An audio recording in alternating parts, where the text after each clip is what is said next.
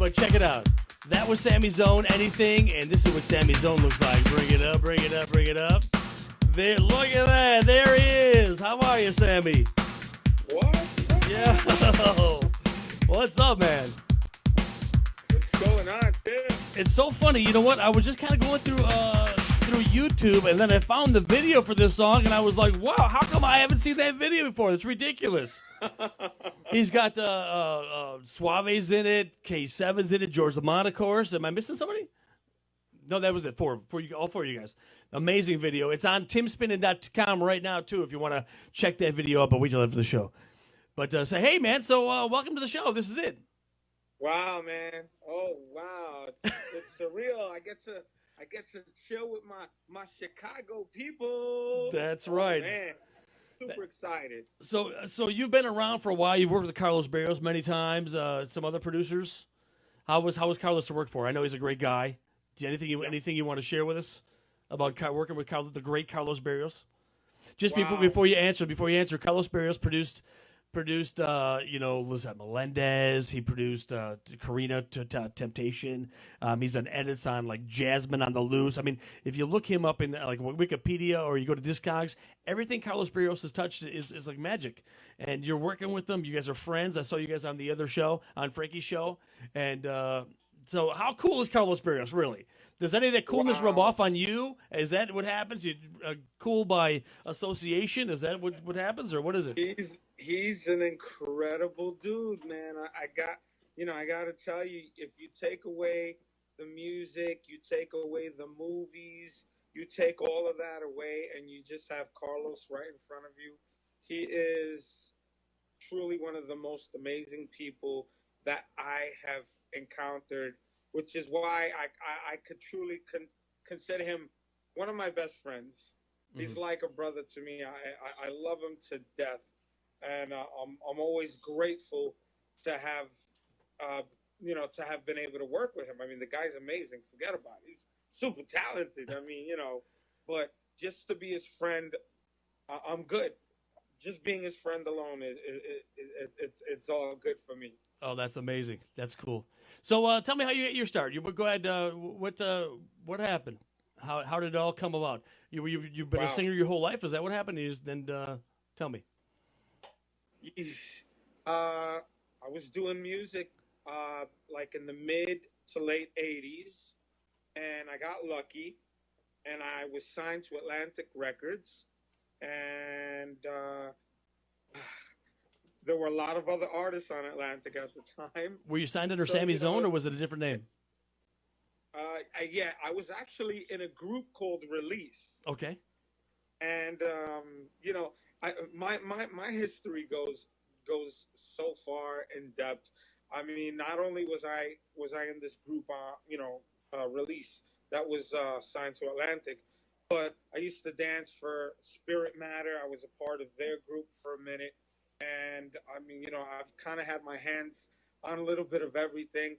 I even had my own group after Release, because look, Release, we were on Atlantic, and because Lanier came out with their song, we put it on the shelf. I mean, the song was amazing. It was a real hot record. So I can't get mad at them. Then all of a sudden, Donna Summers comes out with a song, so we get put on the shelf again. So I mean, I guess I never got the chance to release the song that we did as a group. So I formed a group called One on One, and that was me and my friend Envy, Noel Valet. Wow. And we kind of we toured the scene a little bit. There was a promoter at the time by the name of Eddie Rivera who had a record pool called RPBC, and he had this management company called Spinks, and he was working with big names like George Vascones, and those were other managers, and he was getting us on a lot of big gigs over there. I mean, we were doing Z100 tours, Hot 97 tours, and it was cool. Then Envy and I decided to step it up and look for a label. And in the process of looking for a label, we encountered a couple of people. One of them in particular happened to be Tony Garcia. And Tony felt it was best for us to separate the group and split our talents because he felt that we were both very strong lead vocalists. And so no Envy did his own thing, and I was doing my own thing. Just a Now, side note. my thing, Just a side note. MV, that song "Girl, You Hear Me Crying" is one of my favorites. But okay, continue. I'm sorry. right? Love it. Go ahead. I'm sorry. I didn't mean to cut you off. I just want to. So when he got the chance to release his stuff. I didn't get the chance to release my stuff because back in the 80s, I was just very anxious and I was really high strung, but I was very judgmental with my stuff. And I was like, I really wanted the best of the best. And it took a while. Tony and I were working and we were collaborating on a bunch of things. And it's like an opportunity fell on my lap by Tony. And Tony asked me, he goes, listen, I'm working on your album, but there's an opportunity. He goes, would you be interested in singing an album for me as a paid for hire? And I was like, okay, sure, why not? So he gave me a whole bunch of songs. I sang these songs, and they were released in the early 90s. I think it was 91, if I'm not mistaken. And it was under a different name. And that name was titled Ronaldo. Oh, no so kidding. I did this album under a different name. Still trying to work on my Sammy Zone album. But things just didn't work out. It just didn't happen, unfortunately. Right, that's how it is in the music business sometimes. So when did you bump into Carlos Barrios? Carlos, it was I believe it was 2006, and Carlos had I think he had just released Sessions 1 and 2, and it was just so hot. And I was performing at a club, and he happened to be present with C-Bank. And I saw him, and I was like, oh my God, Carlos Barrios, yo, dude, you're super talented. Oh, I love your work. Da-da-da-da. So he hung out. He saw my performance, and he came up to me. And he was like, dude, I love your performance. Your energy was crazy. Look, this is my number. Let's work. And the rest is history. That's awesome. The rest is That's amazing. We love the brand new song, the running, and what can you introduce it for us right now? And we'll play it, and we'll come back and we'll talk to you again in a second. All right. Go ahead. Introduce the new song. Sammy Zone, Carlos Barrios, Running Redux. Right here with Spinnin Schommer. There we go. Cool. Sammy Zone, everybody. We're going to talk to him again in a second. Be sure to listen to for George Lamont and K7 and Brenda from C-Bank.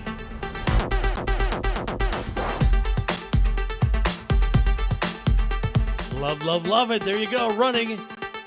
Sammy Zone, Carlos Barrios, along with George Lamont, K7, Brenda from C-Bank. Love, love, love it, man. And every time I hear it, I hear something new. And you know what I love about the vinyl, too? It came out on vinyl. And if you need the vinyl, you go to Discogs and pick that up. But you know what I love about it? It's like there's so many other mixes, and so many cool things. I mean, you want to tell the story about how Carlos put this together on tape and then went crazy, or I'll let you do the talking. Sammy's Zone, everybody. Well, wow.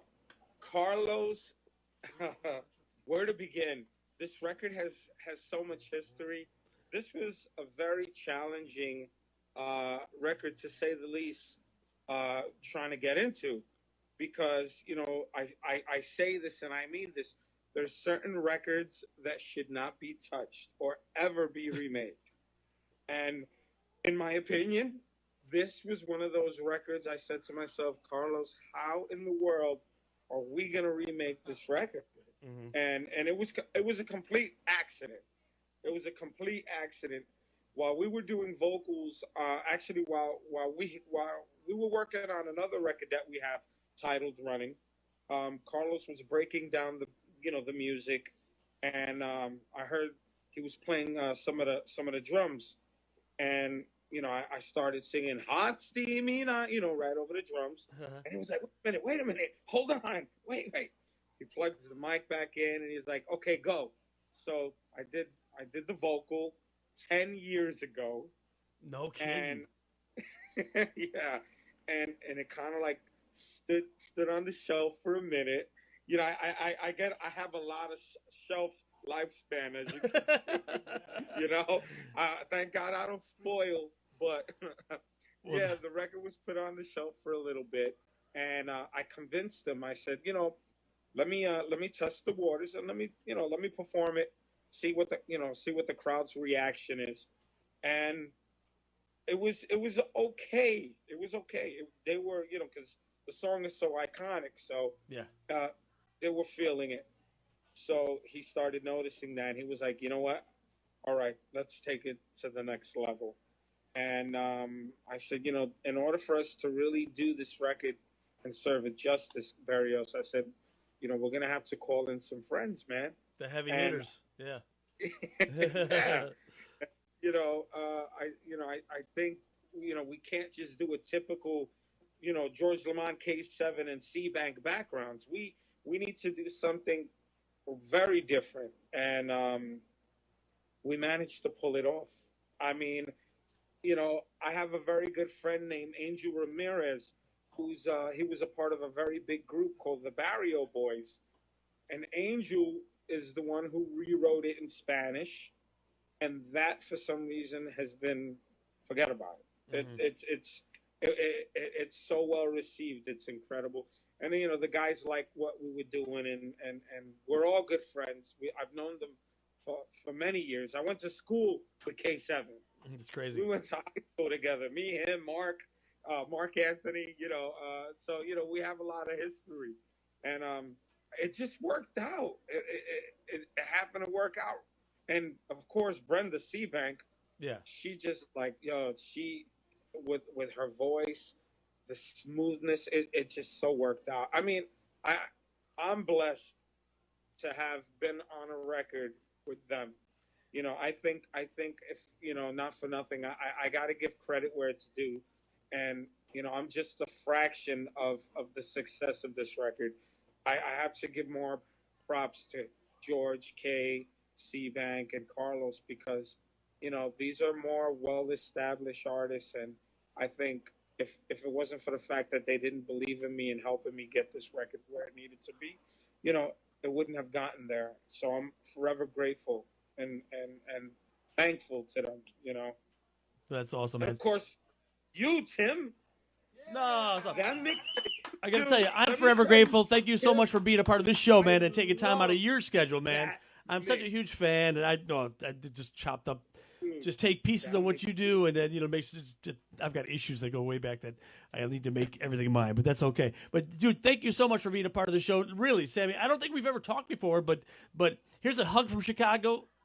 All love, brother, all love. Thank you, man. Thank you, man. Thank you. Thank All right, you. Thank you and very much. anytime you need anything, call me for bail money. Well, don't call me for bail money, but anytime you need something, I know people. I gotta give a lot of love to Charlie, man. And Charlie. Charlie is the man. I told him, I spoke to him the other day, and I was like, Charlie, No, I'm not. this is the guy who's pioneered music from the beginning to where he's at right now. His production. You're showing has my always age been now. flawless as well. You're the man, dude. You're the man. Oh my God. Too old. Anyway, guys. Yeah, keep it going because Thank you. we have Carpenter standing by for Charlie's head to get out the door. That's great. No, I'm just kidding. No, Charlie's good. Sammy, thanks again so much for taking time and being a part of the show. Everybody, Sammy Zone. All right. Thank you. We're having a great show. Sammy Zone, Wendy's on.